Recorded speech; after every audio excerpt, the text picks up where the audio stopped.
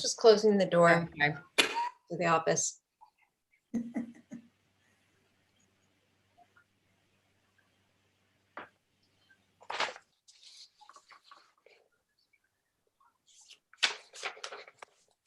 Sarah, do you want to read? Sure. Pursuant to Governor Baker. Hold on. We gotta call the meeting to order first. Oh, okay, all right. Okay. On April 7th, 2020, I call this meeting to order at 7:04 p.m. Make it 2021. Yeah, Oh, 2021. we don't want I forget. 2020 again. Gee. Thank you. Can I read now? Pursuant to Governor Baker's March 12th, 2020 order suspending certain provisions of the open meeting law, GLC 30, Section 18, the governor's March 15th, 2020 order imposing strict limitations on the number of people that may gather in one place. This meeting of the Southborough Youth Commission will be conducted via remote participation to the greatest extent possible. Specific information, the guidelines for remote participation by members of the public and or parties with a right and or requirement to attend this meeting can be found on the Town of Southborough's website. For this meeting, members of the public who wish to listen to the meeting may do so in the following manner through southboroughtown.com remote meetings. You're muted, Sarah.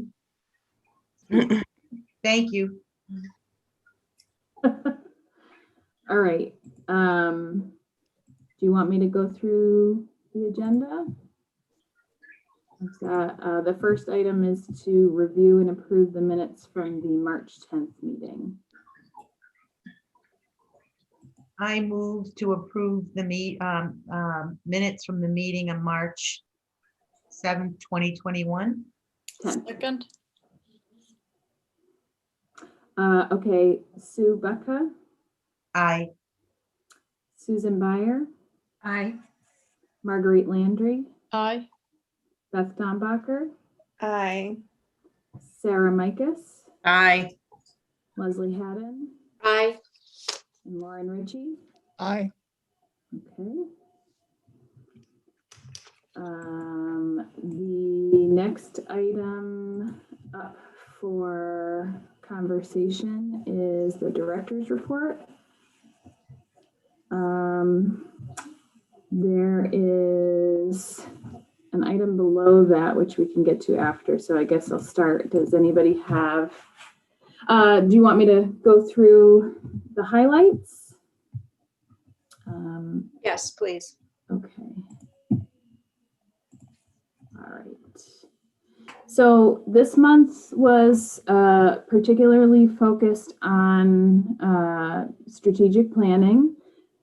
We rolled out the community needs assessment first, and so we were heavily involved in trying to push the survey out.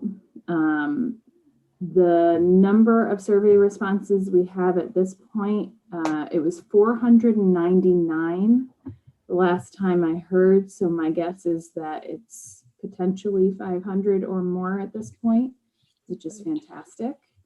Great. We did have it translated into Portuguese and Spanish. And so we tried to push those out through the English language department with the school district. Unfortunately, that only captures a certain percentage of the population, as there's many other languages spoken in Southborough, but we knew that those were at least a number of people that we could try to get participation in the survey. We also have been conducting focus groups and interviews. So the focus groups consist of mostly of residents of a particular population. So we've had some with high school age students, some with LGBTQ plus youth, young adults, so on and so forth. The interviews differ in that they tend to be key community stakeholders. So people like the selectmen, town employees, the chief of police. We have Gretchen Hartnett, the co-owner of Southborough Village Preschool, for example. So we try to get a cross-section of people to interview. There were still several people that we wanted to interview that for one reason or another, focus groups too, actually, that we for one reason or another were not able to connect with or had to reschedule with. So we're going to keep going with those, even if they don't end up on the final report that's written, because we do have to sort of stop collecting information at some point in order to be able to move on. So it's been a really lovely, sorry, I've got a cat coming through here. A really lovely experience to have all these different interviews and groups. And I think it's kind of prompted a lot of interest in doing more outreach as a result. So what else can I say? Does anybody have any questions about the community needs assessment at all? About focus groups or interviews? It's been challenging, you know, and maybe this is something that is part of the final product, but it's been challenging to connect with minority populations, to connect with underserved populations, which, you know, has long been a problem for us anyway. So that continues to be something that we need to work on. Let's see, I list here again, just as a reminder of who's on the strategic planning committee. We resumed those meetings. So we took a break from the strategic planning process to conduct the needs assessment.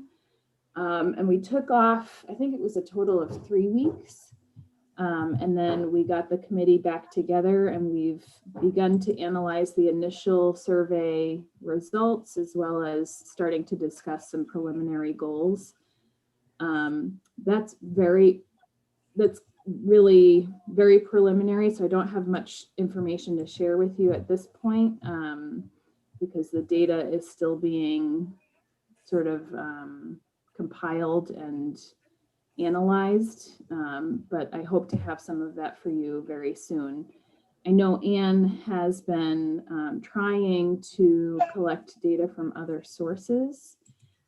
So for example, she had a meeting with Greg Martineau, the superintendent, to see if it was possible for us to access the Metro West Adolescent Health Survey results from 2020.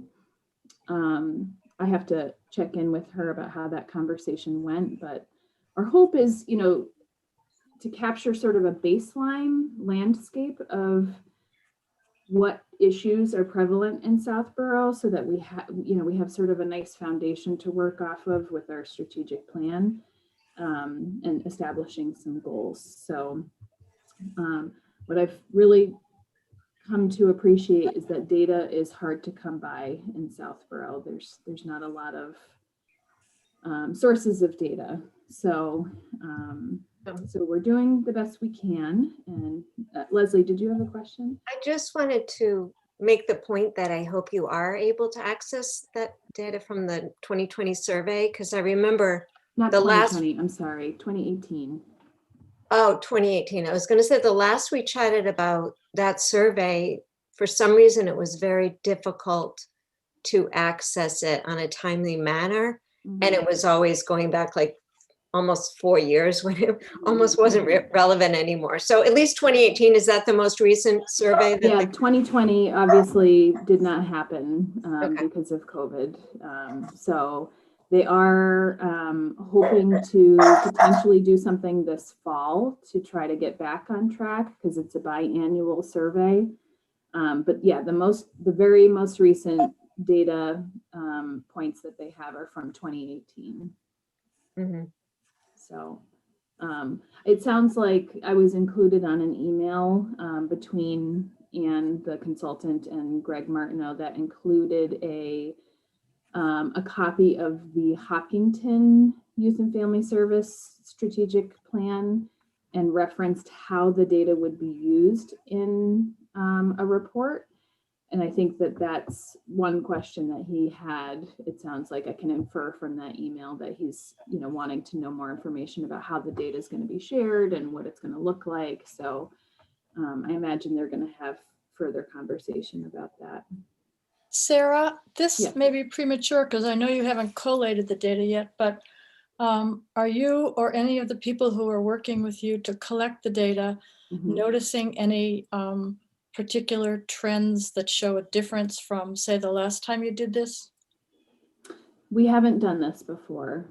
So this is a first for us. This is our first attempt at data collection ourselves, which is great. I'd like to do this on a regular basis, probably not annually. People get burnt out by surveys pretty easily. I could imagine us doing this maybe every 5 years or 3 years. Anyone I know who participated in a focus group this way through Zoom really enjoyed it. And in fact, it was like hard to cut people off. Yeah. Right? Yeah. Our focus group and interviews actually were supposed to be 25 questions. It became clear to me very early on, there was no way we were going to get through all of those questions. So we whittled it down to 12. So we're trying consistently across all of us that are doing these groups and interviews to ask the same 12 questions. But to answer your question, Marguerite, I would say there's a lot of information that we probably already know. Mental health being a big factor. But what I think this data does is it corroborates what we've already known and validates what we've been doing. What I think has been really interesting is finding out from people who have taken the survey how aware they are of our services, how aware they are of us as a department, and within our department, do they even know what we offer? So there's some really interesting things popping up there. Again, not too surprising because we hear all the time, people don't even know we exist, for one, or two, don't know what we actually do. So, or there's a lot of misperceptions about what it is we do. So, I will say preliminarily, it looks like one of the goals is going to be around outreach and developing a formalized outreach program on a regular basis, which is challenging because we need to build relationships directly with the public so that they feel we're familiar and that they feel like we're part of the community and that they want to come to us. At the same time, you could argue it's not a great use of our time to be going to, not that this is happening a lot, but with so many critical needs on the table, it's hard for us to take away from that and go to an event to talk with people. So actually, Chelsea Malinowski, who's on the committee, who's a selectman, has expressed some interest in forming an outreach committee as sort of an extension of our department. And she's interested in talking to friends a little bit more about that. That's for those of you that were aware that she wanted to come to the Friends meeting, that was what she was hoping to talk about. Because it is going to be hard for a department of our size to be able to respond to needs, but also be getting out and trying to build relationships. I would also say, one of the other goals that's looking like it's starting to form is something around operations. So what did she say? Operational excellence. So meaning, what are some internal things that we need to be doing specifically around building systems and technology within the department. Now that we have Christina on board as our admin assistant, things don't even resemble what the department normally looks like.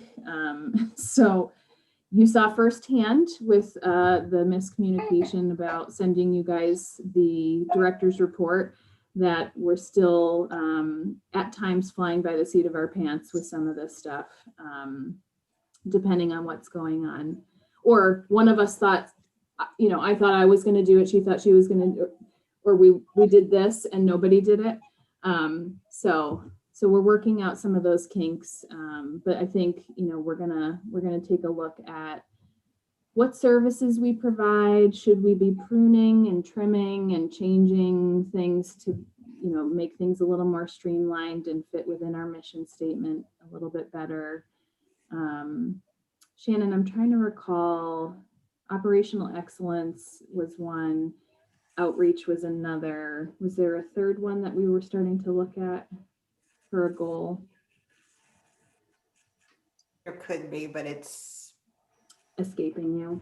If it comes to me, I'll look at my notes while we're talking. But so we're going to have a lot more. Again, we have just started getting back together again, so we're going to have a lot more information for you guys come April, when we did the report for April.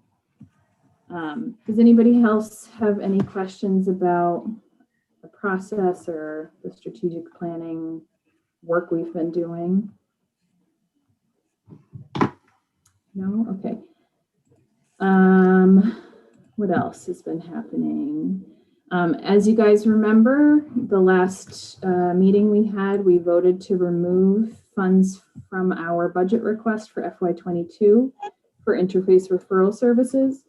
We have received confirmation from Friends of the Southborough Youth Commission as well as the school department to make a contribution towards a second year contract with Interface. And as of right now, we're still waiting. There's confidence, but we're still waiting for a confirmation from the Southborough Community Fund about making a contribution to round out the total amount for the second year contract.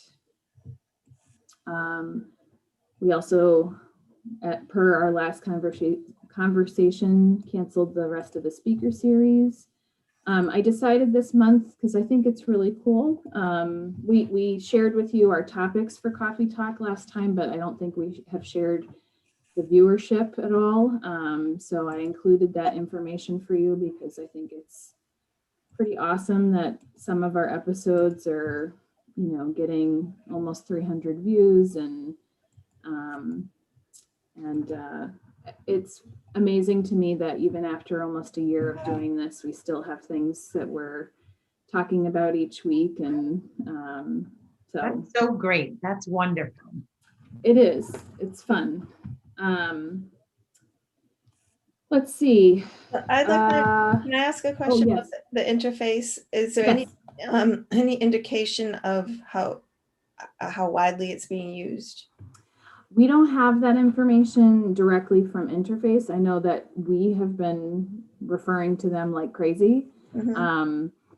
We will get a mid-year report from them. So if we started, it didn't go live until February. So I think come June or somewhere around there, we should probably get a report from them about the level of usage. I am very curious myself. Yeah. I actually know of 2 residents in Southborough that have used it. I haven't talked to Sarah about this, but thought that it worked very, very well.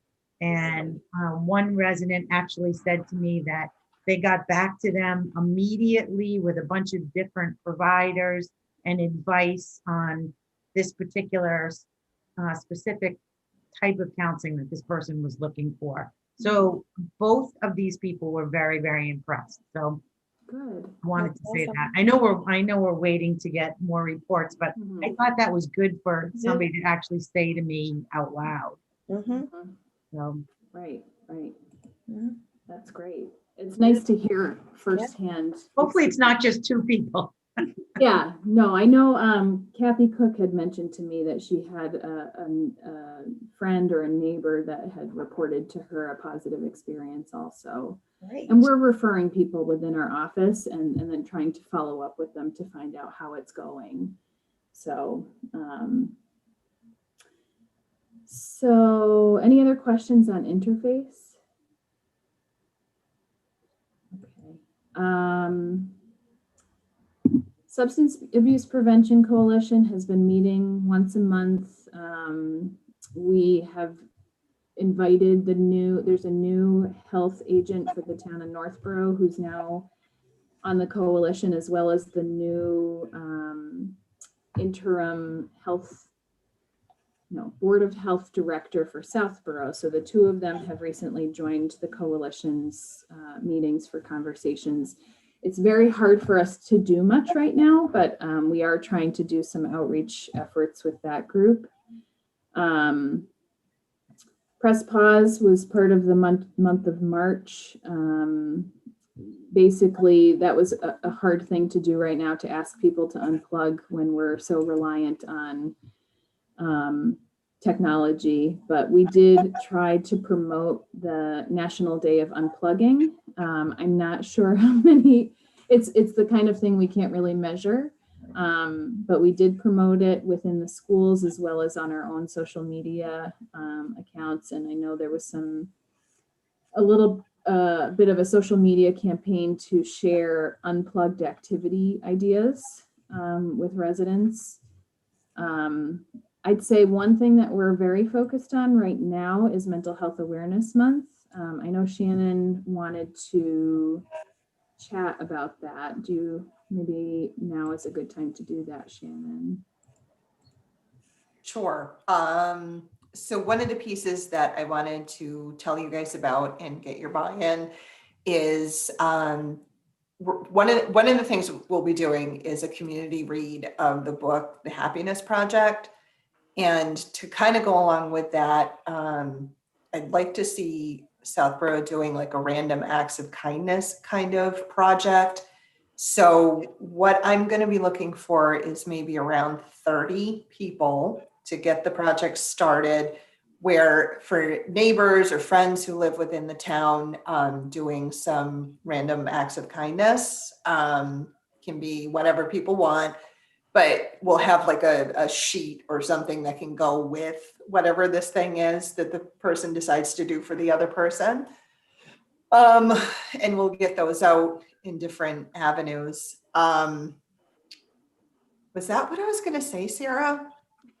We wanted to bring that up to, I think it was sort of asking the board if anybody would be willing to be, so we need this sort of, this wave of it's a ripple effect, but it has to start somewhere. So Shannon has been, looking for 20 to 30 people to recruit to get it started and then have it carry on. The flyer that she's talking about will have, the top half is going to have some information about what we're trying to do and why, and how, we really need this after what we've all been through. And we're trying to promote happiness and encourage positivity. And so then the bottom half will be, has anybody, the best example I can think of is You Got Booed. Halloween, sometimes people will leave candy on somebody's doorstep and there's like a ghost attached to their door. And Last year, a friend of mine did flamingos. One of my very good friends dropped flamingos on, and then you were to take the flamingo just to make us smile because last year was so bad. But cute. she thinks she bought them at like the dollar store or something. Yeah. And even our older children got a big kick out of that. We were all in one house at a time. But yeah, I like that idea. Take the flamingos back out. They can stretch. That's awesome. Okay. So if this is something that you guys are interested in helping out with, I would be super appreciative. If you have other friends that you think would like to get it started, I feel like about 30 people, would be a good place to start. That if it's 30 and then into 60, and then it just starts to then at least a couple hundred people get touched, but hopefully it'll proliferate beyond that. So, And I can do it. I'd like to give people like plants to put in their gardens. sure. Yep. Yes, that's a nice idea. Yep. And it doesn't even have to be anything. It can just be a note. It can be cookies. It can be, Running an errand. running an errand. When is the kickoff date? One of your kids. May 1st, probably. Okay. Yeah. You can count me in. Great. Count me in. I can recruit people at the preschool. I think Awesome. a lot of the families would definitely be on board for that. And Great. we could market it with all the students and their parents. I think they would Great. really enjoy that. I Right. actually liked the rock thing last year, which I'm sure. you Yeah, guys did. I have a couple of rocks still. I really Yeah. like that. Paul and I it would make us smile every day when we walked. And so Mhm. there's still a few of them out there, but I feel Mhm. like that was like an act of kindness Mhm. when things Yeah. stopped. I have a whole bunch Honestly, of supplies for that if anyone wants some. Okay. Cool. I have the You have a rocks, lot of the rocks? markers and everything. Yeah. Yeah, that's great. Great. I think Yeah, the no, I think board we would could- get in on We this. could pull out all these, former initiatives, and I mean, Sure. everybody should be doing something different. Rocks, flamingos, Yep. rocks and flamingos together. Rockin' Rockin' flamingo. flamingos. Yeah. So, yeah, so we're working with Chelsea Bradway to do kind of like an art on the trails kind of thing. So we're going to have angel wings that are on, I guess, the main, I don't know the trail system, so I don't know what I'm talking about, but Chestnut Hill Farm. okay. There'll be angel wings along the trail. So that's going on. I'm working with someone to bring a meditation class to town. Recreation is helping us to do some hikes. So it's shaping up to be, quite a few things, and Yeah. no events because we can't do that yet, but plenty of stuff. So I'm excited. The other thing we thought of doing, I guess, especially since this has been coming out of the strategic planning process, to do some outreach during the Right. month of May. So we were looking at trying to purchase some SYFS, like, the reusable grocery bags, not the really nice, expensive ones, but maybe the less expensive ones. Potentially to be able to put together some stuff about Mental Health Awareness Month. We've got a lot of things that I purchased last year when we thought we were going to have Celebrate Wellness that we never ended up using. The green ribbon stickers, we've got pens, we've got awareness bracelets, all sorts of stuff. Yep. So we thought we would put some sprinkles of that into some bags, along with an interface postcard, our postcard, some information about the Northborough Southborough Coalition, and about the flyer that Shannon was just talking about, so that people could start, if they haven't already received this Acts of Kindness flyer, they'll get inspired to do so. So we thought about putting a bunch of little things together for people, and we're looking for opportunities in May to get out there and just be, there's not a lot of events happening, but Chestnut Hill Farm did invite us to come. They're doing like a cuddling with baby goats event or something like that. It's so awesome that we have that area. Like I drove by there the other day. It was. I want to amazing. do goat yoga would be Goat good. yoga. So we're going to hopefully, go to that. We might see if we can be out at the library a little bit to, say hi to people, give out some of these bags. So we're working on figuring out what we can afford to do right now. So it's not what it usually is, but Could Shannon's even been be working better really because hard. of this. It could be better. Yeah. Are there any questions about Mental Health Awareness Month, or does anybody have an idea that they, want to share? We've got a pretty full itinerary, but, it's early enough that if there's something else that's maybe not a lot of requiring a lot of manpower on our end, but I see you talking, Leslie, but you're muted. I was thinking of SOS as being another venue for getting the word out on the random acts of kindness. And perhaps a youth commission. I would imagine there'd be a lot of energy for something like that among the middle schoolers. Oh, the coalition. You mean the youth council? The youth council, I'm sorry, youth council. I was like, you guys are the youth commission. And the friends, of course, the friends, but I'm sorry, youth council. I I'm think that- realizing we did not include anything about youth council in our report here. We have decided to push pause on the youth council for right now. We've been having some challenges with logistically being able to continue having meetings. So it's just on pause for right now until hopefully we can see that reconvene next year. So And I'm sure the kids have enough screen time already. yeah, and it's hard asking them to be on Zoom again. Again, yeah. Just want to see what else is in the highlights here.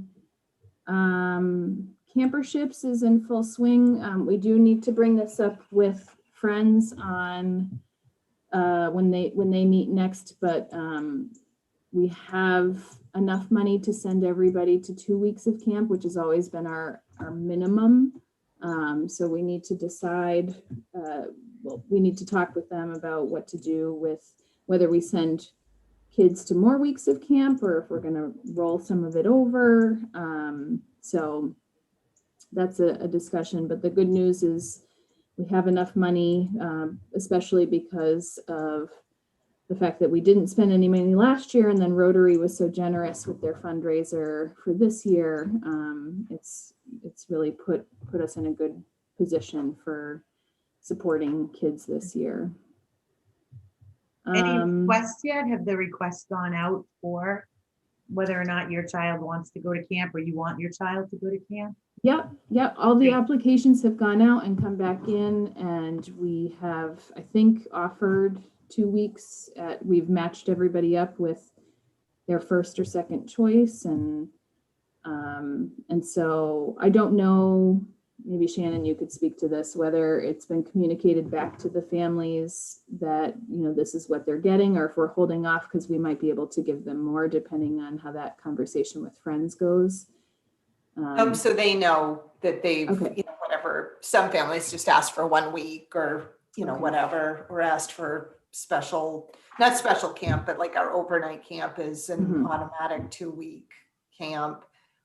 So yes, everyone has been matched. They have their 2 weeks, and then we'll see what else we'll do. Surprise if we have more Exactly. we can do for them. Yep. Great. Everything else that's on this director's report here is a little bit more miscellaneous. I've continued to have conversations with the Municipal Technology Committee on our IT needs. Just so you all are aware, they have hired a new IT director who should be starting, I believe, at the end of this month, which is great news. I did a presentation at the school district's provider symposium along with Northborough Family and Youth Services on interface referral service. There is another round of mortgage and rental assistance going out through the CARES Act. The CARES Act funds were extended. So that means that this program can continue. We learned from the first time around that because this program is challenging to use documents to paint a picture of someone's qualifications for the program, that it was much easier to cut out most people and have it be really streamlined down to one person. So Chelsea Malinowski, she's a selectman, but in this case, she's wearing the hat of, she's on the Affordable Housing Committee. I hope I'm getting the name of that Shopsy. committee right. Is it Shop- Shopsy? Mhm. So she's on that committee, and they are the backup funding source for this program in the event that the CARES Act funds for some reason aren't available. And so they're required to be part of this process, and she has offered to take it over completely, which actually, ultimately, we had to keep going back to her for questions on things anyways. So that's been helpful, but she did ask for our input on fine tuning the guidelines and the application so that it was a little easier for people.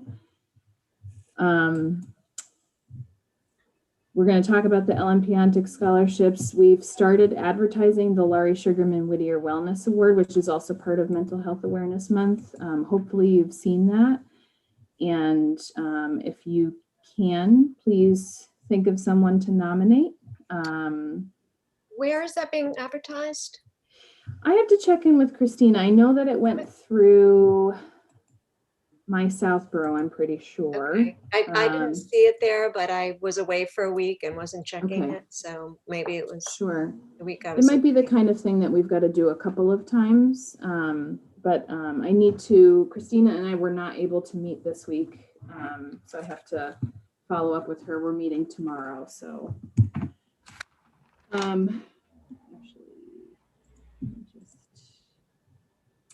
I mean, everything else is pretty par for the course each month. We did try to include for you what we have coming up next month. Yeah, loved it. Oh, good. I had you in mind, Beth. It was a little hard to predict. You know, honestly, I was like, this doesn't seem like there's much coming up. And then when we get to the end of the month, we're like, holy cow, so much happened. Yeah. So that was what we could sort of predict was coming up anyway. Does anybody have any questions on any of the stuff I went over or things I didn't talk about? So I noticed that you eliminated the grid of like how many clients you saw and that kind of stuff. That should be in there. I don't see it. Unless it's No, if you keep going down. past the past the definitions. Yep, past the definition. Yeah, I think Chris Oh, stuff okay. here. Okay. I just thought, It should I know the be. Yeah, definition. there are all these beautiful. Yeah, Different colors. yep. Sorry about that. I I didn't see it either because I just assumed it was, I Definitely. didn't print Yeah. beyond the first 3 pages. And Sure. Yeah. so maybe you want to move that up to the body of the report and Definition. then have the definitions afterwards. I don't know. We know the definitions. It's for other people, right? If they're reading them, right? Sure, I can do that. Hold on. I have to write it down because if I don't, Yeah. it will not happen. Understand.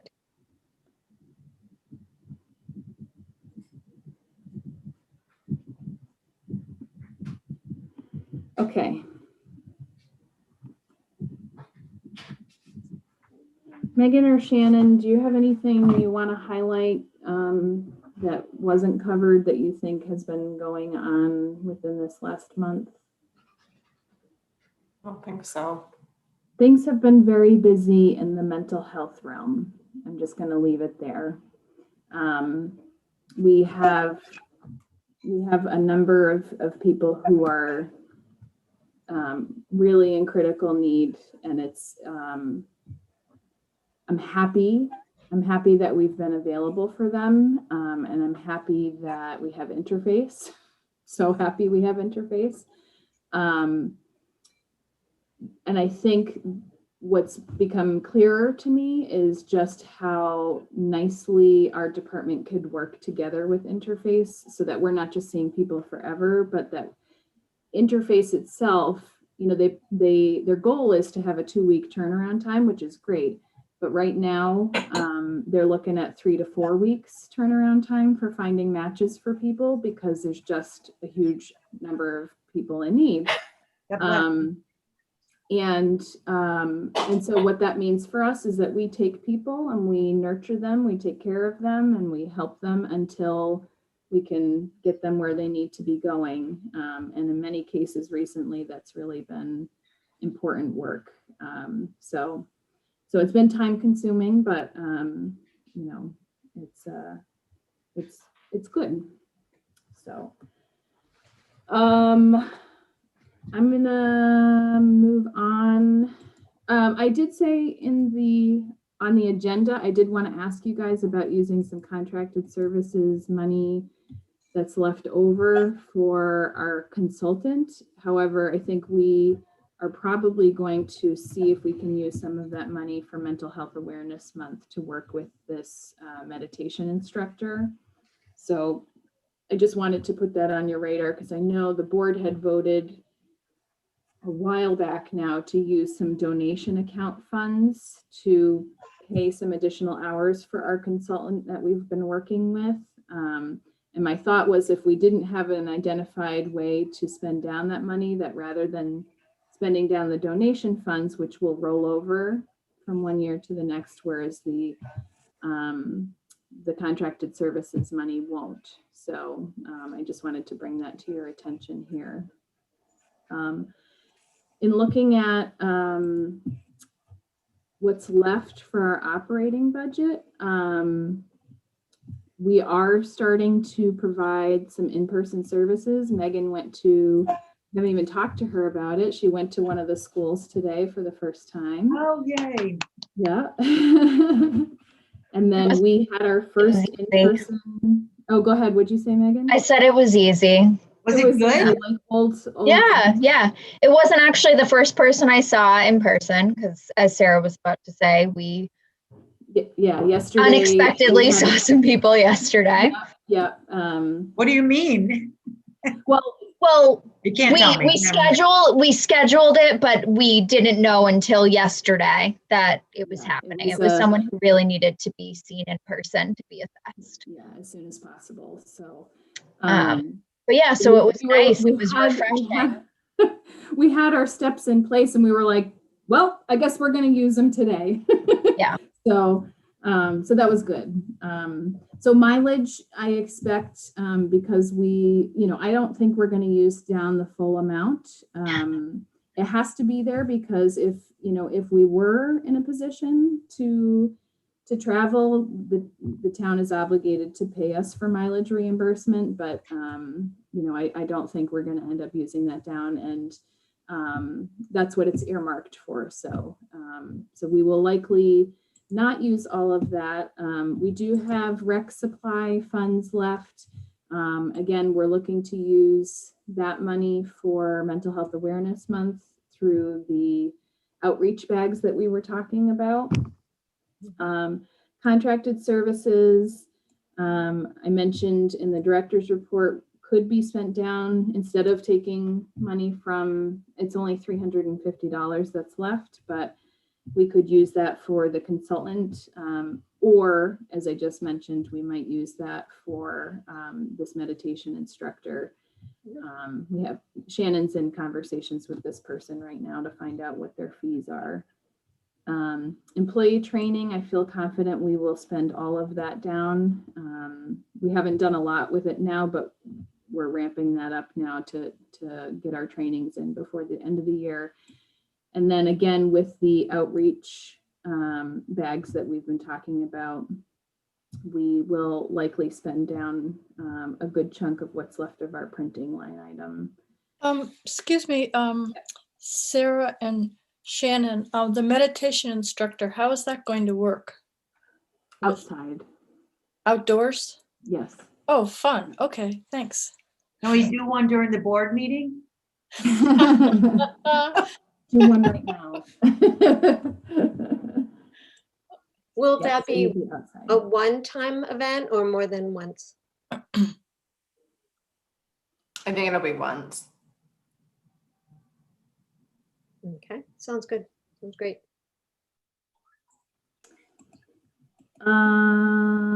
Okay, that also, I know included in your packet is the Ellen Piontek scholarships, but that's a different item on the agenda. Does anybody have any questions, comments, concerns, funny jokes about the director's report? Oh, Yes, sorry, Leslie, no. tell a joke. Oh, no, mine was, mine was not funny. Mine was about the Ellen Piontek scholarship. So when you're Okay. ready. Okay, It let's more has see. to do with, oh, go ahead, see if anybody else. No, that's next on the agenda. So if everybody's okay with that, we can move to that item. I just, let me know when you want me to weigh in on behalf of the Friends group, Mhm. because I didn't know if it was appropriate to do that before or after everyone else votes. Perhaps after, so that it doesn't sway anybody's vote one way or another. Well, I think you guys have a decision to make on, you can only vote once is my thought, that you would either wear your board member hat and vote, or you would wear your friend's hat and vote, and not vote twice.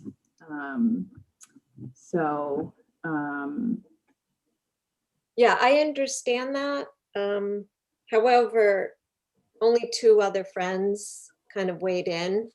Okay. So it was Lauren and I, and then two Mhm. other friends. So, Okay. but again, I don't, So 1, 2, 3, 4. I think you can afford then to weigh in as a Friends member instead of a board member, since we've got enough board members to vote and break a tie, right? And to be honest, and I'm just reflecting on what's typically been done. This is really not my call whatsoever. But because we haven't had many people involved in Friends before, it's really been fallen to the board to make a decision about who the recipient or recipients are of this scholarship. Mhm. However, now that there are more people involved with Friends, and because the money lives with Friends and it's actually Friends money, it makes sense that the Friends would have the say in who the recipients are. But I think it's helpful to get more perspective. As you saw, Leslie, there were only a couple of people in Friends who actually weighed in. So having board members' thoughts on, who they think is a deserving recipient is probably helpful, because otherwise it's up to two people. oh, absolutely. I was thinking that we would vote as board members, but the friends would be allowed to weigh in perhaps as a tiebreaker, or and I guess you'd have to count the votes here and then use the other, it would actually be two other people that I could, share the results. So they wouldn't necessarily get a full vote, but perhaps those two together can represent the, I wasn't sure because it was a little unclear to me, because you kept saying weigh in, but it was not clear whether they had a full vote. So I just kind of communicated what you'd said for them to pick their top two or three. Well, maybe this group should just go ahead and discuss and pick who they would choose as their recipient, and then that information goes over to Friends and is discussed there, and ultimately Friends makes the final call, on. We could do that. Is there any kind of a privacy issue because this is recorded in discussing the candidates? Their names are all redacted. Okay. So we don't actually know the identity of any of them. All right. And we have to get back to the school, is it by the 15th? I think so, something like that. Okay. Yeah, because our friends meeting is on the 13th, so.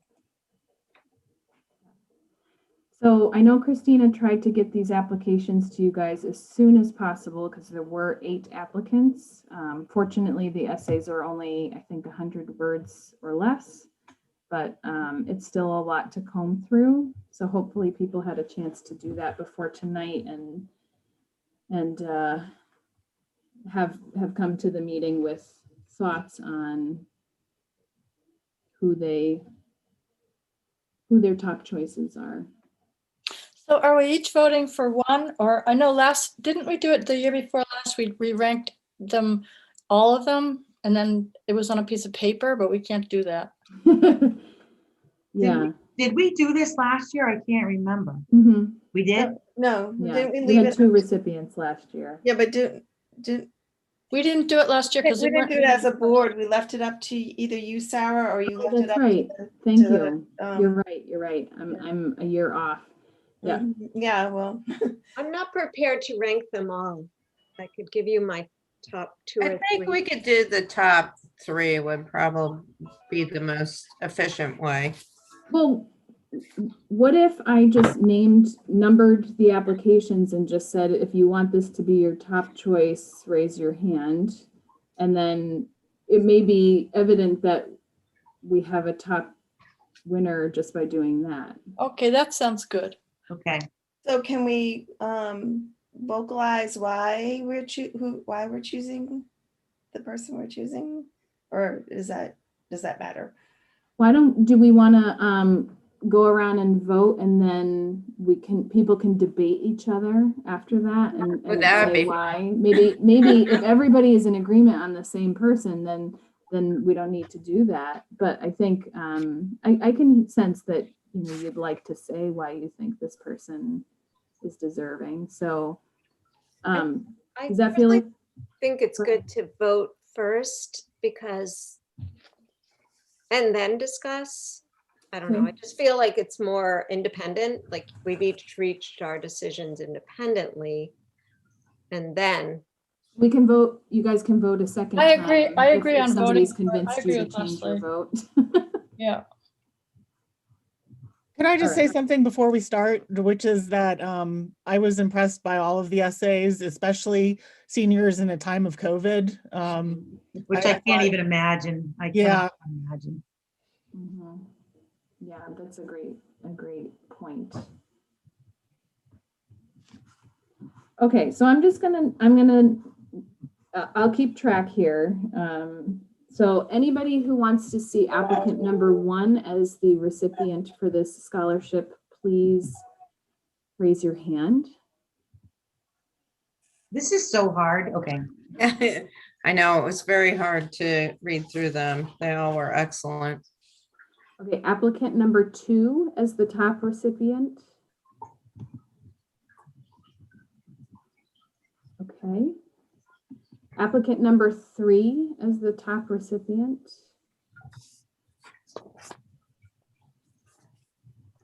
All right, applicant number 4 as the top recipient.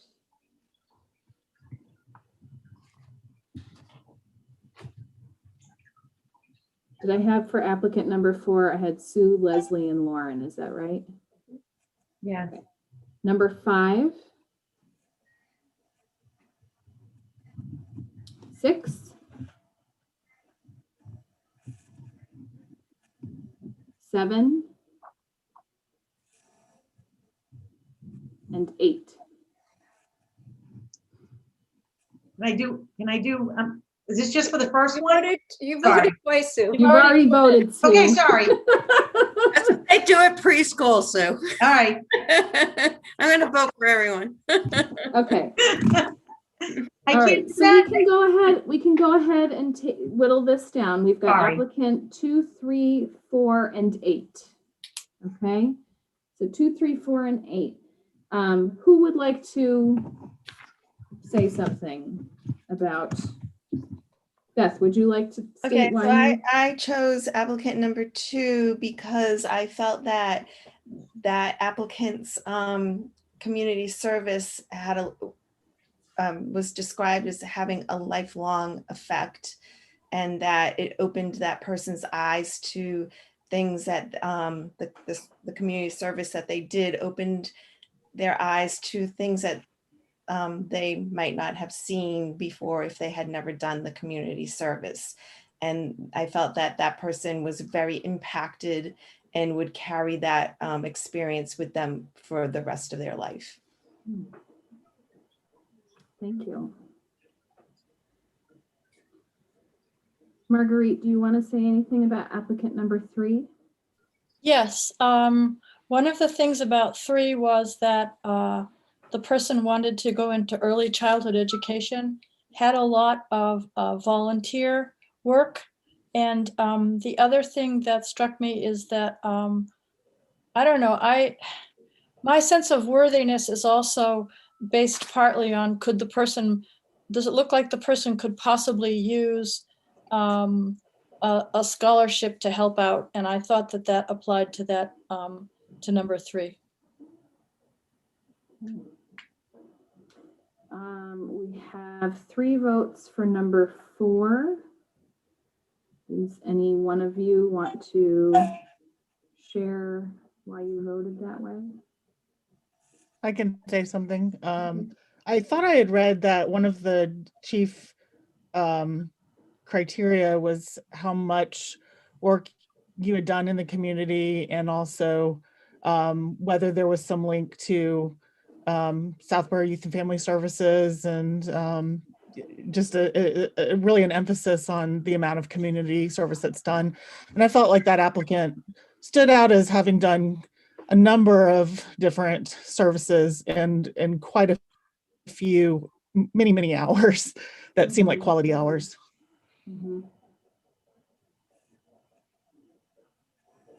Sue or Leslie, did you want to add anything to that? Actually, I'm just to keep it fair, I'm going to do one comment for each applicant, if that's okay. Yeah, that's fine. All right, and Susan and Sarah, you guys have to arm wrestle over who is going to say something about applicant number 8.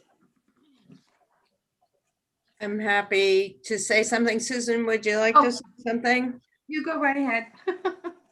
Well, what I really particularly struck me about applicant number 8 was that they had a lot of community service, from everything from kids' night out to Southborough town trash cleanup. But the one thing that they got involved in that it made them their community perspective evolve was this harvest project.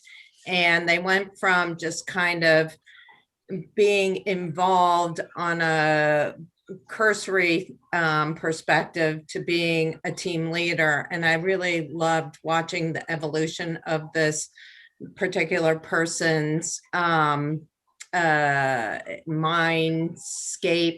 to embrace the need to do more community service. And I really love the fact that they are looking into doing philosophy courses and that are educating students in problems that society faces, and particularly that they might want to become a comedian like Jon Stewart or Stephen Colbert, and that they love satirists who humor to take on social injustice and to force people to examine their consciousness as well as speak truth to power. I thought that was a really moving statement for a young person to make, and it really touched my heart. So that is why that particular one struck me as a good applicant. And I wanted to add that the other 2 friends, well, first of all, of the 4 friends that weighed in, all 4 of them made mention of number 8. So I'm just going to put that out there too, as well. So do we now vote off the short list here? We each take a vote off the short list? So we've got, if you want to whittle it down further and then sort of have people reallocate their votes for 2 different applications, unless you want to do this differently. Again, it's not my call, but the 2 that have the most number of votes are 4 and 8. if you want, you can take out the other ones and whittle it down further and then have people reallocate their votes for one or the other. Or if people want to, in 30 seconds or less, try to convince someone to change their mind. Can I switch my vote to 8? Would you like to? Yes, please. Okay. Oh man, that makes things harder though. Mhm. Yeah, Can we vote again between 4 and 8? Because I might switch my vote as well. Sure. Okay. Well, I voted for both, though.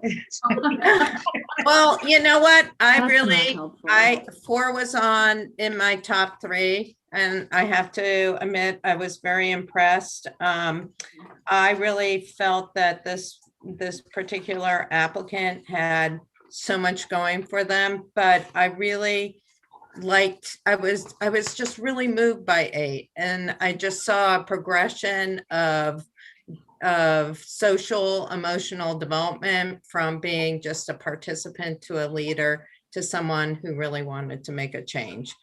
And that just really struck me as something moving for someone who is 18 years old. So I had a similar experience to Sarah. I felt very moved by 8. And I thought I had 3 top picks, all of which were just great. So it's a really hard choice, but I definitely was moved by 8.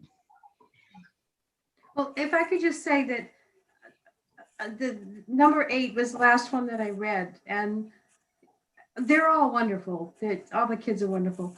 But I think the thing that really caught my attention was the fact that this person had the courage to admit that they didn't know what field that they wanted to go into, but they wanted to contribute to society and to their community.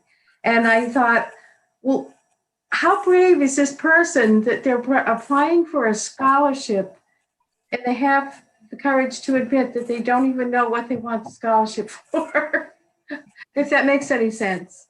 So I just thought that, you know, that kid was, you know, going out on a cliff to admit that, you know, he didn't know, or she didn't know what, you know, field that they wanted to go into, but they did want to go to college and they did want to contribute to society. And I agree with Susan. I think that was, I think that no 18-year-old really should know what they want to do for the rest of their life, and to be able to admit that and have the It takes a lot of courage. It takes a lot of courage. does, and the personal introspection, but that they really felt that they wanted to do something to help their fellow man. And you know, I just for some reason I read through all of them. I had sorted them out,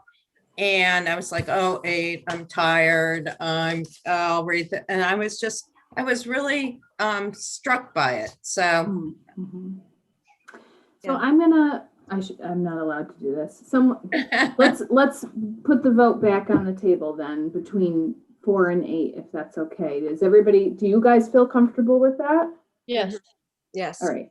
Yeah. So I'll ask again, and you just raise your hand if you want to vote for 4, and then I'll ask for 8, and you can raise your hand. Unless, you know, I can go through all of them again. Would that be more fair?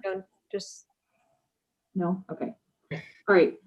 So whoever would like to see number 4 as the recipient, please raise your hand. Okay. Whoever would like to see number 8 as the recipient, please raise your hand. Okay. All right. Very good. So we will, so the next step then is to bring this over to the Friends meeting just to talk about the results of this. And you guys are not taking a roll call vote here because this is not, it's actually the Friends of the Southborough Youth Commission is making the final call on this, and you're just weighing in on your thoughts of who this recipient should be. okay. Can I say something here? Yep. I feel like we gave the Friends a weigh-in already. and Mhm. those who wanted to weigh in, weighed in. So Okay. I don't want to, Do you feel like the board members for Friends were part of that discussion? Not, I was not. I decided that I would wait Okay. till tonight. So, Okay. yeah, well, I actually told Sue to, Yeah, I yeah, mean, yeah. I instructed you to How about to vote with the Kathy board. Cook? The only one that didn't was Kathy, but she said she was fine with, Okay. All right. the So then decision. let's make it official here and do a roll call vote for 8. So does somebody want to make a motion? I move that we give the Piontek Award to to the person who wrote essay number 8. second, Okay. Sue Butka, aye. Susan Byer, Aye. Marguerite Landry, Aye. Beth Dombacher, Hi. Sarah Mikas, Aye. Leslie Haddon, I, and Lauren Ritchie. Aye. Great. I actually think somebody's supposed to say those in alphabetical order. I just did it, whoever's on my screen. Yeah. I hope it's okay. Yeah. Sure, it's fine. Okay. So many rules. Okay, I don't have any donation account expenditure approvals for you all. I did want to mention one thing. It's a little unknown at the moment, but we are hoping to see people in person in the office. We've created some criteria for that, because the second people here, Youth and Family Services is providing in-person counseling services. It's going to be a madhouse, I think. And we still need to be careful and cautious and protect people's safety. And so the criteria for us is people who are, Megan, you're going to have to help me remember all of this, but people who are displaying acute symptoms. So anybody who might be having some suicidal ideation or having self-harm behaviors and needs a kind of assessment that from here up is not enough for us to determine if they're stable and safe. So that's one piece of it. The other is we have given virtual appointments a try for a very long time and found that they are not productive. And realizing that we really need to offer something different in order to support this particular person. So am I missing anything, Megan? No, I think that about covers it. Okay. Yeah. So we are not seeing everybody in person. In fact, for new, that was another piece. For new people, Oh, right. we are starting with virtual services first. And we need to give that a try before we make a move to provide anything in person, unless they're an exception because of, what their current presentation is. So why am I saying all of this? Because one other idea that we had that might increase our capacity to see more people in person was to be able to do appointments outside. However, privacy is a factor in doing that. So last year, I inquired with DPW and with the fire department about the prospect of using, you guys are familiar, we have a U-shaped driveway in front of our building, probably.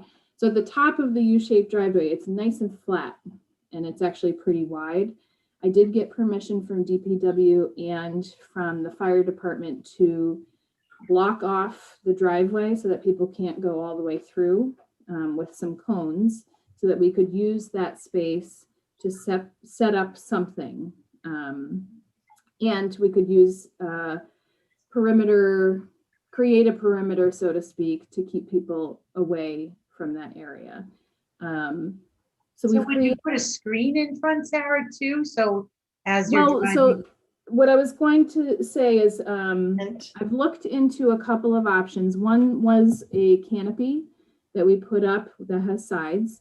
The problem with that is that that's not a one-person job. If anybody here owns a canopy, you will know that that's the case. It's not easy.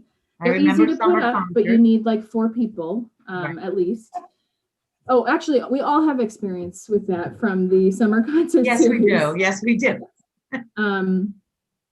So that's not a great option because it cannot stay up every day. It's got to be put up and taken down on a daily basis.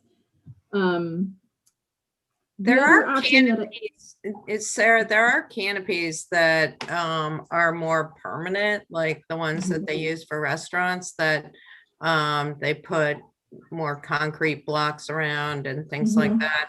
And if this is a pressing issue and you need to see people in person outside in a safe space, we probably need to discuss maybe funding something like that. Because I agree, I don't think you should be putting up and down those kind of structures, but there might be something more semi-permanent that you can use. Yeah. Well, I have another idea Yeah. that I wanted to share. Should I show the video, ladies? Is it an igloo? Huh? Is it an igloo? The video you shared with me, Yeah. it's so fast. It's like, Show it. maybe that proves the point with how effective it is. It's a blow up tent. I can't wait. Right. I might get one for myself. Okay. Is this the one with the guy that's so depressed he can't get off the ground, Sarah? Oh my Yes, goodness. yes. No. So if anybody, does anybody here watch sporting events? Yes. Yes, okay. So you're probably familiar on the sidelines when, especially a football player, when When they're injured. Yeah. Yes. So I'm gonna share my screen, okay? So this is an idea, and I've already gotten a quote from them, okay? So this is used not only for sports teams, but also for medics. This is a funny example, they use this at Disney World. So when Mickey Mouse becomes really dehydrated and they don't want to traumatize the kids, they come running out with one of these tents, they put it over Mickey Mouse, they get him all fixed up, and then they put his head back on and send him back out into Disney. Okay, you've ruined everything for me. I'm sorry, Sue. I really want to see Mickey Mouse painting. So I'm just going to show you. So please, don't mind the person who's pretending to be injured on the floor. But this is called a sideliner tent. And so most of the time it's going to be laying on the ground just like it is right now. But then you put it up in about 5 seconds. There's an initial setup to do so. But then you can close both sides. And the top and the very bottom of this tent are completely vented. So they're not full walls, but you can still have privacy. And they also sell something that that allows you, here, I'm going to stop sharing now. They also sell something that creates airflow in there that you could buy separately, which blows air into the tent to create ventilation for the people who are inside. But also, if we did something like that, it would make a great white noise machine for privacy to have a fan going. So that was to me the most promising of options. And you could actually pay extra if you wanted to get your, they have a Velcroed panel. So if you wanted advertising, so let's say we took this thing over to some event, we could use it for that. We could use it for advertising, or if we didn't want to draw attention to what was going on, it could just be a plain white tent. So that was one thing. I'm not really asking anything of the board right now. I am curious of your thoughts on it, because I know I did get some numbers from people, but I am interested in talking to the accounting department first to find out if this could be part of the CARES Act COVID expense. Yeah, maybe. I think that's a great idea. I like it. I think it looks like it's easy to put up and down. I think it'll give you the privacy you need. Do you feel Do you feel like people would be comfortable in there? I mean, it's weird, but Yeah, it is. but No COVID matter what, times no are matter weird. what, the whole thing is gonna be weird.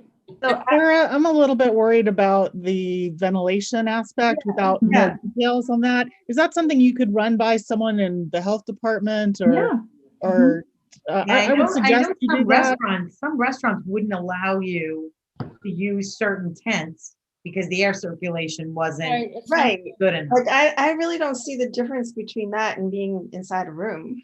Like, really, it is a room, but you know, it's I just. think if you left the two ends open, which would not give you the privacy you needed, but hopefully you could set it up in an area, maybe not necessarily in the U shape. How about more towards the playground or I don't know, but Yeah, Does it's it blow around in the wind? That's the other thing. Does the wind blow it around?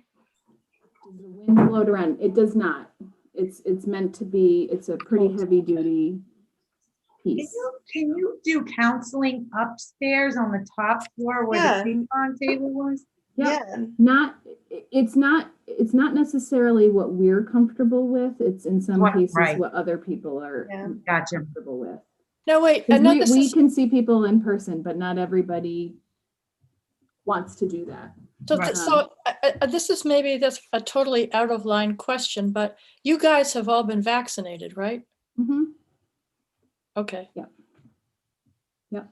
you can the other still thing get too- COVID. Yeah. That's COVID, right. The other thing too that I wanted to, I was thinking about this expense and saying, well, is this kind of a silly thing to spend money on for just this purpose? But we are part of the crisis response team for the town. Mhm.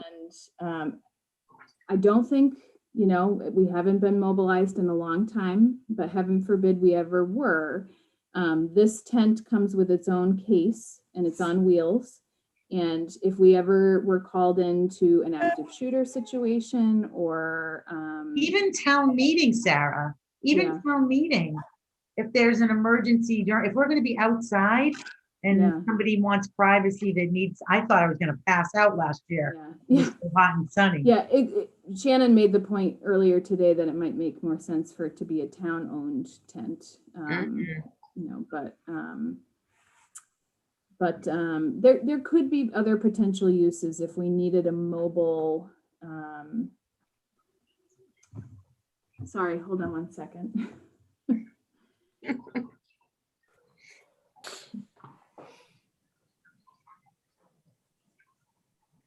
I want the pop-up tent. I think it'd be good. Wonder how much it is. I'm gonna live in it. We have our board meetings in there. Yeah. But it's not quite that big. Yeah. Can I rent it for the night? Okay, Dylan, can you shut the door, please? Sorry. No worries. Okay. How much does it cost, Sarah, roughly? Yeah, let me grab the quote here. So it's expensive, I'll be honest with you.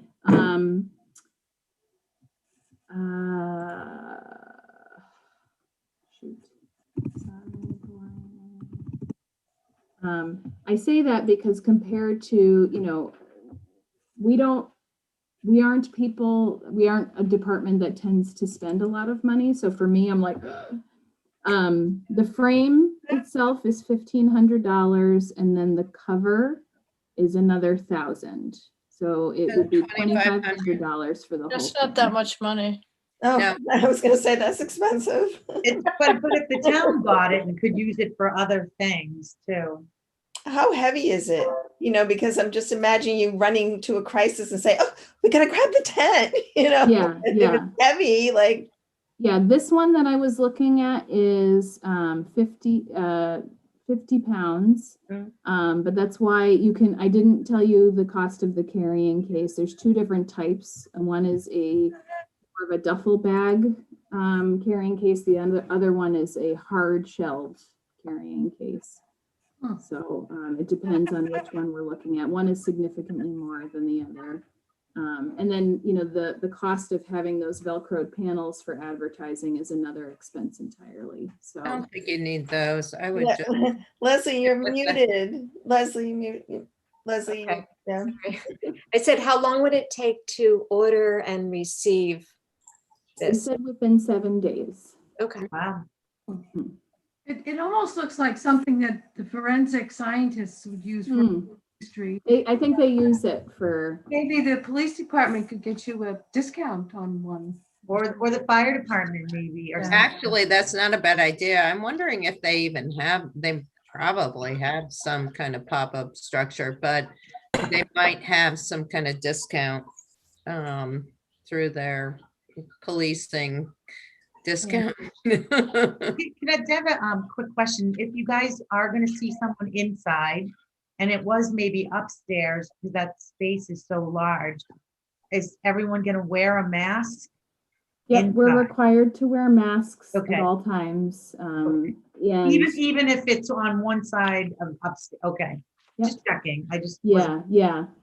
And actually upstairs is an option. It's not the best option because it's not actually considered a room. There's no doors that you can close and anybody can get off the elevator into that Hear you. space. Yeah. So right now, the primary space we're using is my office. I'm kind of, you know, I don't know how many, I'm not gonna have to move out permanently, but I have another spot that I'll go work in that case.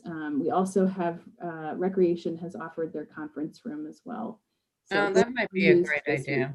week. Yeah, Especially during a ping pong game. yes. Yeah. I think it would be best to, you know, do it in a big open space like the rec meeting, meeting room. If you could sit, 6 to 10 feet away with masks on, that's a little more, I don't know, it would put people at ease more than Yeah, sitting yeah. inside a tent in a parking lot. But if Mhm. people were very averse to being Yeah. in an indoor space, then I think, Mhm. and you know what? I don't think it would go unused or be a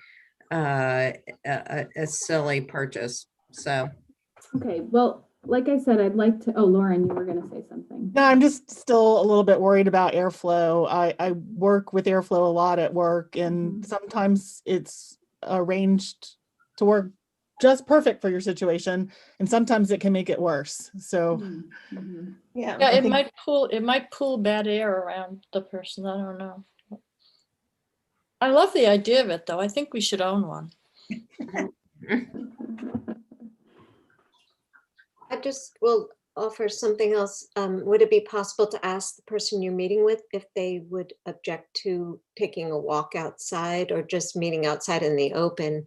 Mhm. In the meantime, some people might not be opposed if they're not concerned about privacy. Yeah, we do, in our consent forms, we do explain that if somebody is, where we can, we will be doing outside appointments, but that we cannot guarantee with 100% guarantee confidentiality in those cases, no matter what we do. We I wouldn't think be there's able some to do that. safety issues too in walking around with somebody who might be fragile. And I'm a little uncomfortable walking through the park with somebody who might be suicidal or whatever. So Yeah, I'd I think we rather would have- make that assessment, we would Yeah, probably decide whether it was appropriate to do that or not. But generally speaking, we haven't done that. I do know other youth and family service departments in 2020 were meeting in parks with clients. So we just didn't pursue that because of confidentiality. There was a lot of issues with that, but that was a time where HIPAA regulations were really kind of, the priority was the person's well-being. And so the HIPAA regulations were looser at that point. We were fortunate enough to be able to support people without doing that, but So just an idea that I wanted to run by you. I am going to inquire with the accounting department, whether it's that particular product or something else, if it's something that we could invest in for the sake of being able to see people outside. Yeah. And I will try to let you know what's said. In the meantime, it may all be for naught because, you know, like I said before, we're not seeing everybody and in person, that is. And, you know, as people become more comfortable with doing it or thinking about that option, it may not be something we need to pursue more heavily. Where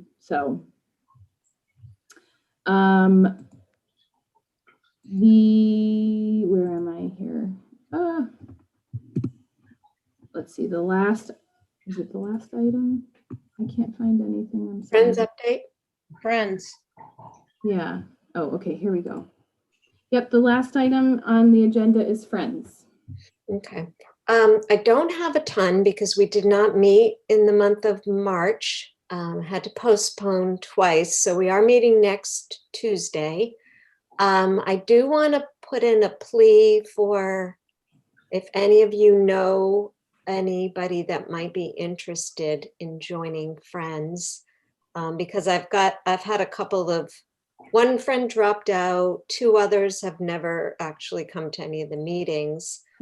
And I think Kathy Cook has a couple of people that she's mentioned, but they haven't come to any of the meetings yet. So if any of you know anybody, I think we spoke last time about Rotary, that Sue and I met with Liz, and I think Rotary is reluctant to do anything with the food trucks, at least until maybe the late summer or early fall. You know, she being Liz Caprialian is still very interested in working with us, but we can't really count on that in the short term. I think we may have touched on this last time, that Liz came up with the idea of offering some sort of Friends membership to the community, where any Southborough resident could just become a friend by paying a flat fee. You can be a friend by paying money. Yeah, love it. So we'll talk more about that in our Friends meeting. So Sue, Lauren, and I are board members as well as friends. So you two guys could also be friends if you choose to. I'm happy to go over the grant balances. I apologize, again, got that late to you, Sarah. Go ahead. Can I just chime in that we can't have any more board members be Friends members because that would be an open meeting law violation. Oh, okay. Good point. Thank you. Thanks for clarifying. I'm happy to, I did prepare a brief report on the Friends, I can screen share that. and I sent it to you very late, like 11th hour, right before the meeting started. So if you are able to, oh no, yikes, sorry, I've got to go back and resend it to you because clearly my column's not wide enough. Let me see if I can. I don't think can you adjust it? Oh, you There did. you Thank go. you. Awesome. So majority of the expenditures are in the emergency fund, as you can see. And that money came in from the trust fund this year, 7,500. And so we're quickly spending down the emergency fund. Sarah, maybe you could speak to that. Money is no longer coming from SCF, Southborough Community Fund. Can we count on money coming from the trust fund next year, or? I'm not clear. For the emergency fund? Yeah. That, I don't think that that's necessarily the case, that SCF won't contribute more money towards the emergency fund. It's just that we were the budget was pretty healthy at the time of the grant application coming due. Okay. So the trust fund committee made a contribution, but I think SCF has made it pretty clear that if we ever were to need more funds for the emergency fund, I can't say for sure that they would give us money, but that they would like to hear from us if that's the case. Okay, and obviously a very unusual year for needs, but clearly the amount that was available and the current grant amount, what I guess donation amount is quickly being spent. You touched on camperships, and we'll talk at the Friends meeting.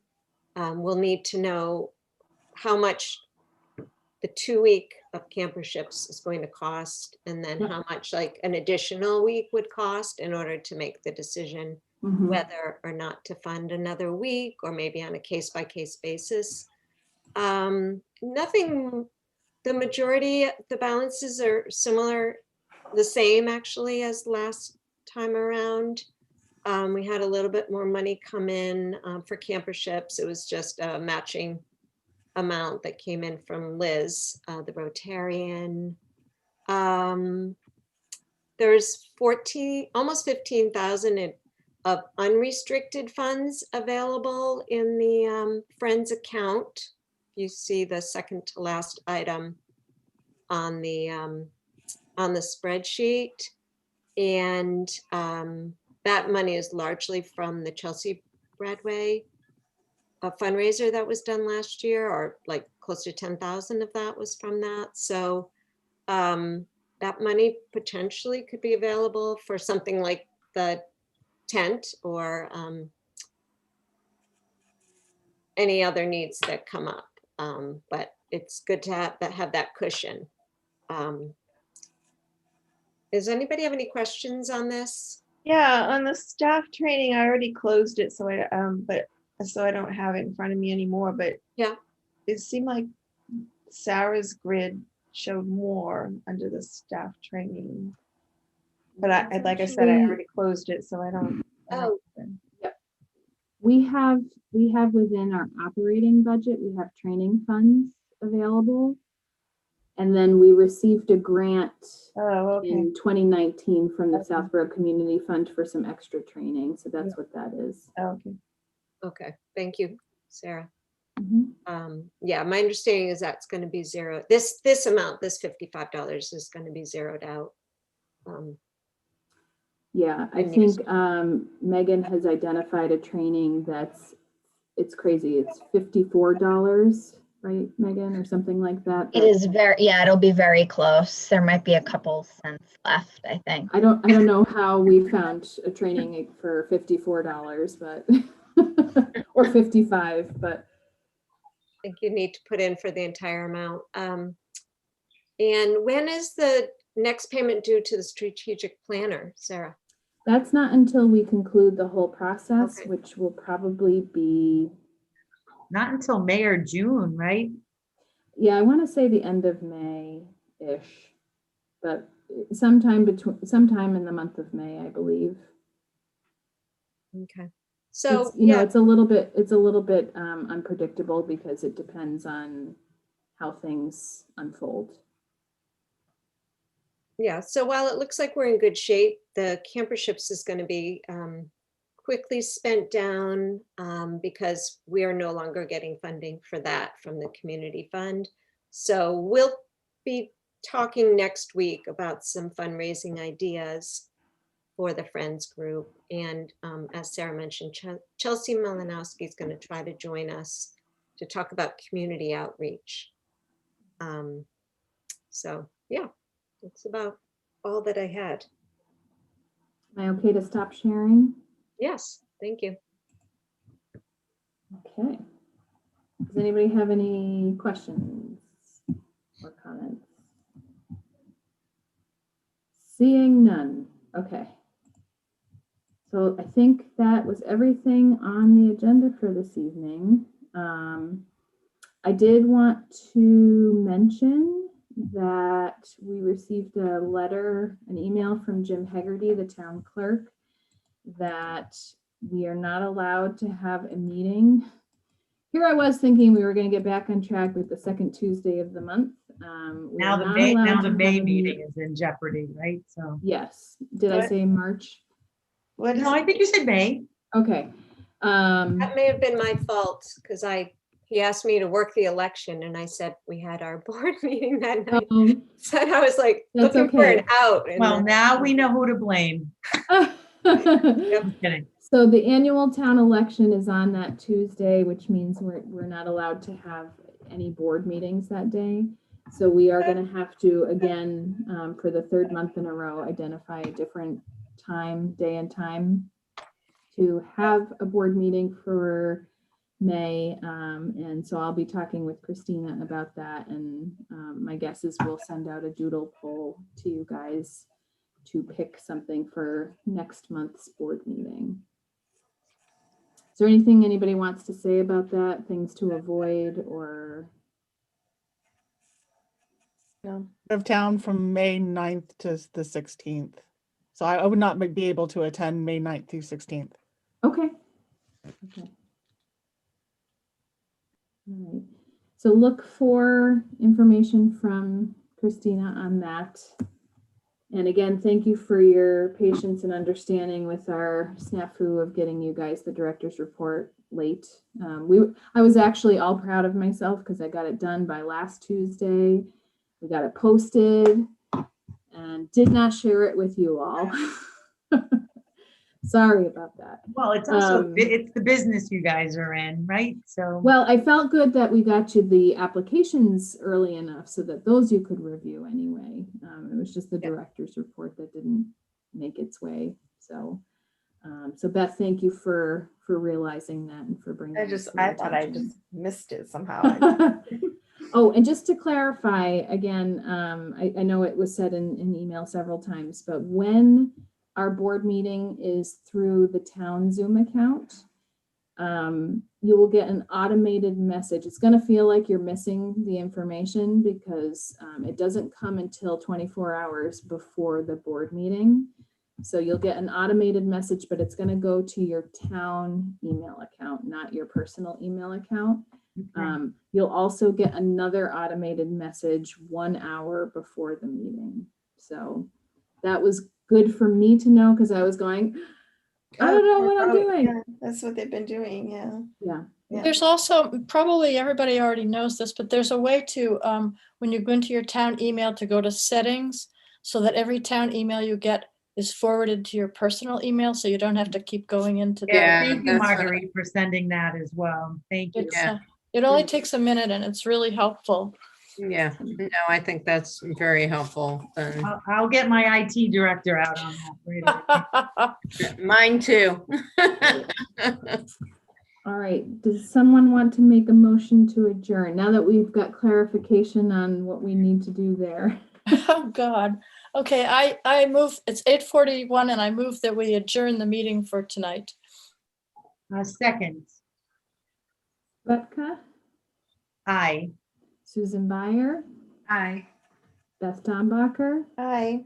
Sarah Mikas, Aye. Leslie Haddon, Bye. Lauren Ritchie, Bless Aye. you, Hannah. Marguerite Landry. Aye. Wonderful. So nice to see everybody. Thank Yeah. Good you. to see you all. Thank you. Everybody's well, take care. And Enjoy the spring. Enjoy the weather this weekend. It's going to be Beautiful. really Ah. fun. Yes. Bye. Bye.